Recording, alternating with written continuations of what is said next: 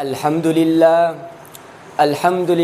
رب العالمین والصلاة والسلام علی سید الانبیاء والمرسلین محمد وآلہ واصحابہ اجمعین ومن تبعہم بإحسان الی یوم الدین اما بعد فاعوذ باللہ من الشیطان الرجیم بسم اللہ الرحمن الرحیم قل فیہما اثم کبیر ومنافع للناس وَإِثْمُهُمَا أَكْبَرُ مِن نَفْعِهِمَا صدق اللہ العظیم۔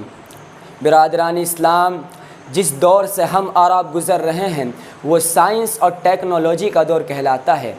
آج قدم قدم پر سائنسی ایجادات سے مادیت کے نئے نئے انکشافات کا چرچا ہے۔ انسان کے دامن میں علم و دانش کی بھرپور تجلیاں ہیں۔ اس نے عقل انسانی کے گرہوں کو کھول دیا، جس کا نتیجہ یہ ہے کہ انسان ہواؤں کے دوش پہ اڑ رہا ہے، فضاؤں میں اسٹیشن بنا رہا ہے، چاند پر کمندے ڈال رہا ہے، سورج کی شعاعوں کو گرفتار کر رہا ہے، زمین کے پوشیدہ خزانوں کو نکال رہا ہے، سمندروں کا سینہ چیر رہا ہے۔ غرض کہ سائنس اور ٹیکنالوجی نے اتنی ترقی کی کہ جس کا تصور بھی نہیں کیا جا سکتا۔ لیکن سوال یہ ہے، کیا سائنسی ایجادات اسلام کے لیے چیلنج ہے؟ کیا مذہب اسلام پر اس سے کوئی حرف آتا ہے؟ کیا آلات جدیدہ کے استعمال کا حل ہماری شریعت میں موجود نہیں؟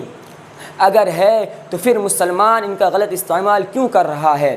میں آلات جدیدہ اور موبائل کے استعمال کا مخالف نہیں ہوں، لیکن اتنا ضرور کہوں گا اثمہما اکبر من نفعہما، ان کے منافع مسلم ہے، پر ان کے ضرر کا بھی انکار نہیں کیا جا سکتا۔ آج جو دنیا میں عریانیت، فحاشی، بے حیائی کا دورہ ہے، اس کی بنیادی وجہ ان آلات جدیدہ کا فروغ ہے۔ شیطان انسان کے ہاتھ میں ٹی وی، موبائل، انٹرنیٹ اور کمپیوٹر کا ہتھیار دے کر مطمئن ہو گیا۔ تجربہ تحقیق سے بآسانی اندازہ لگایا جا سکتا ہے کہ آج 70% سے زائد فحاشیہ محض اس بنیاد پر وقوع پذیر ہو رہی ہے کہ آج باقاعدہ ٹی وی پر عریانیت، فحاشی، بے حیائی اور بے پردگی کی تعلیم دی جا رہی ہے۔ محترم بزرگوں اور دوستوں، گلی گلی، سڑک سڑک پر سینما بینی کے اڈے، ہال اور ٹاکیج ہمارے نوجوانوں کو تباہ کرنے کے لیے کافی تھے، لیکن دشمنان اسلام کے ارادے اس سے بھی خطرناک تھے۔ وہ چاہتے تھے کہ ہر گھر عریانیت، فحاشی کا مرکز بن جائے، رشتوں کے تقدس کی پامالی ہو، بے حیائی کا چرچا عام ہو جائے، نہ بھائی بہنوں کا احترام رہے، نہ بیٹی بیویوں کے امتیاز رہے، اور نہ باپ بیٹے میں فرق رہے۔ اسی لیے انہوں نے ٹی وی، موبائل اور انٹرنیٹ کو ایجاد کیا۔ مسلمانوں، یہ سب یہودیوں کی سازشیں ہیں، ان سے آگاہ رہو، ان سے اجتناب کرو۔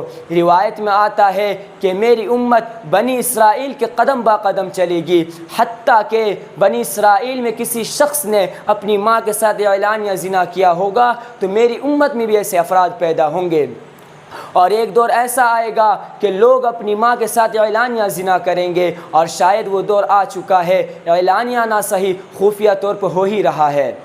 محترم بزرگوں اور دوستوں، ٹی وی، موبائل، انٹرنیٹ اور دیگر آلات کے وجود نے انسان کو حقیقی خوشی سے محروم کر دیا، دل کے چین کو چھین لیا، جسمانی تقاضوں کو تو پورا کیا لیکن روح کو فاقے کی حالت میں چھوڑ دیا۔ آج پوری دنیا چین و سکون کی تلاش میں سرگردہ ہے۔ وہ یہ سمجھتی ہے کہ اسے برہنہ تصویروں میں سکون مل جائے گا، ناچ گانے میں سکون مل جائے گا، رقص و ڈانس کی محفلوں میں سکون مل جائے گا، حسیناؤں کے پہلوؤں میں سکون مل جائے گا۔ الا بذکر اللہ تطمئن القلوب، سنو سنو، قرآن کہتا ہے جاؤ 5 اسٹار ہوٹلوں کے دھکے کھا لو، جاؤ مغرب کی گندی تہذیب کی طرح کپڑے اتار دو، جاؤ ان نوجوانوں کی طرح جانور بن جاؤ، جاؤ بازاروں میں زنا کرتے پھرو، اگر کہیں تمہیں سکون مل جائے تو مجھے رب کہنا چھوڑ دینا۔ الا بذکر اللہ تطمئن القلوب، اگر سکون کی تلاش ہے تو آؤ، خدا کے دامن میں سکون ملے گا۔ ٹی وی، موبائل اور دیگر آلات میں کبھی تمہیں سکون نہیں مل سکتا۔ یہ آلات تمہارے جسم کو تو بنا سکتے ہیں لیکن تمہاری روح کو زندہ نہیں کر سکتے۔ علامہ اقبال نے کیا ہی خوب نقشہ کھینچا ہے کہ ڈھونڈنے والا ستاروں کی گزرگاہوں کا، ڈھونڈنے والا ستاروں کی گزرگاہوں کا، اپنی افکار کی دنیا میں سفر کر نہ سکا۔ جس نے اپنی حکمت کے خم و پیچ میں الجھا ایسا، اپنی حکمت کے خم و پیچ میں الجھا ایسا، آج تک فیصلہ نفع و ضرر کر نہ سکا۔ جس نے سورج کی شعاعوں کو گرفتار کیا، جس نے سورج کی شعاعوں کو گرفتار کیا، زندگی کی شب تاریک سحر کر نہ سکا۔